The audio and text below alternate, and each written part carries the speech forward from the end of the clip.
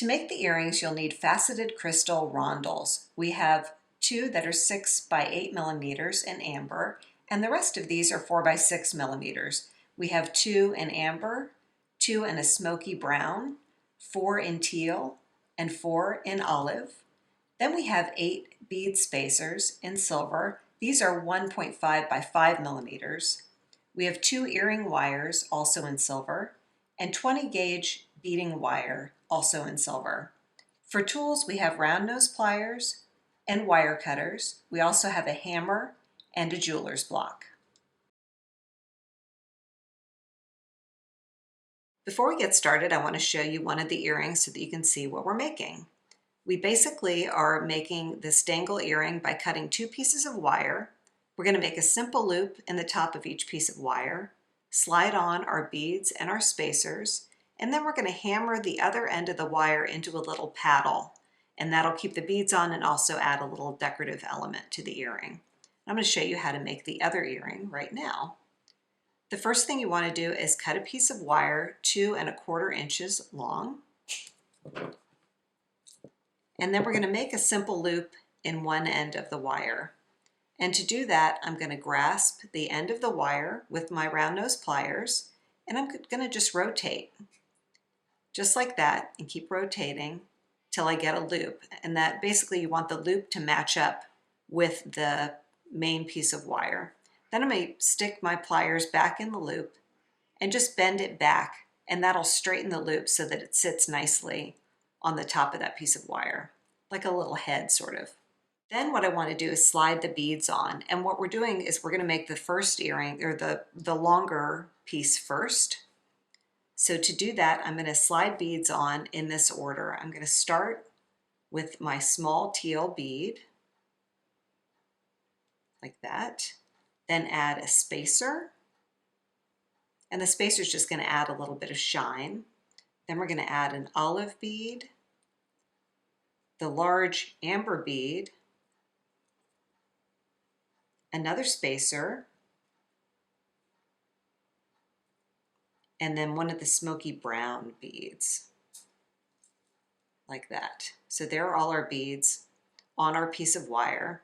And now what we want to do is hammer the end of our wire to give it that little bit of a paddle shape. So I've just got a jeweler's block here and a jeweler's hammer, and you can get this at the craft store. And I want to hammer about 1/4 inch to about a 1/2 inch of the end of the piece of wire.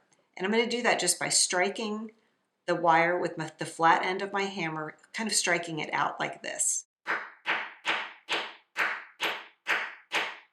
Then I'm going to flip it over to do the other side because it's getting a little bit of a bend in it. And now I want to give it a little bit of a textured look and flatten it a little bit more by using the rounded end.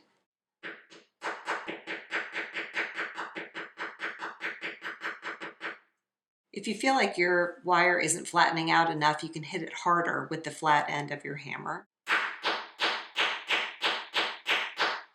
And now when you turn your beads back around on the wire, you'll see that that paddle shape keeps the beads on and adds that little bit of interest at the bottom. But now we're going to make the shorter dangle. To do that, we want to cut a piece of wire 1 3/4 long.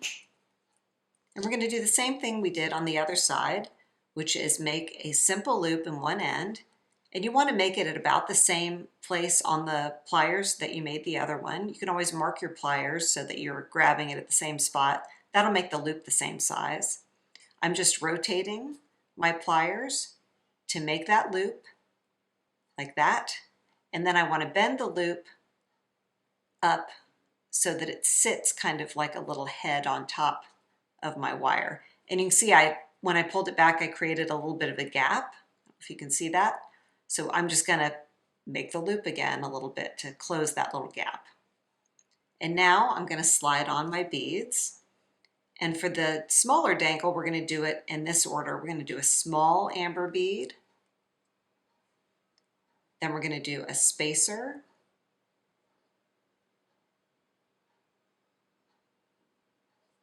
Then an olive bead, whoops, followed by another spacer, and a teal bead,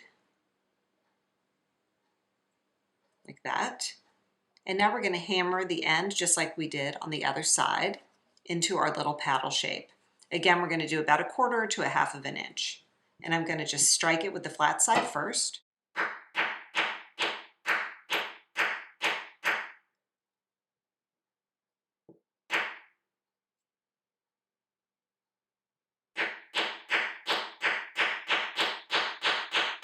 And I'm texturizing it with the rounded side. And now when I slide my beads down, you'll see that they stay on, which is just so cool and looks so artsy. Love it. And now we want to assemble our earrings by sliding them onto our earring wire. And to do that, we want to start by putting the smaller dangle on first so that it sits in the front of the earring. So I'm sliding that on my earring wire. And now I'm going to slide the loop from the large dangle onto my earring wire, like that. And you'll see how that sits behind the smaller one. And then I'm just going to use my round nose pliers to press the loop closed. And there's the match to our beaded dangle earrings. I just love that hammered silver.